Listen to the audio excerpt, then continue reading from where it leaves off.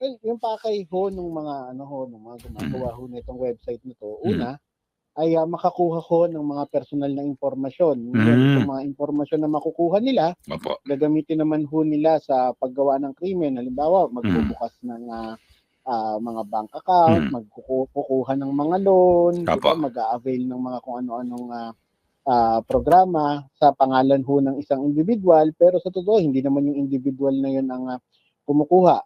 Pwede rin hong ang gawin nila ay once na kasi mga ano ho ito, mga sensitive information itong mga kailangan kasi mula sa pangalan, address, plate number, so medyo maraming impormasyon ho yung makukuha. Pwede rin hong ibenta ho ito sa iba pang mga cyber criminals. At the same time, pwede rin hong magpanggap na may huli kayo para ho makasingil.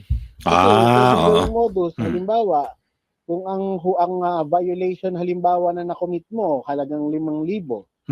So, syempre, kung ikaw, magugulat ka, madali kang totoo naman po, nakakalungkot, pero meron tayong mga kababayan na madali ho talagang mabiktima sa mga ganyan.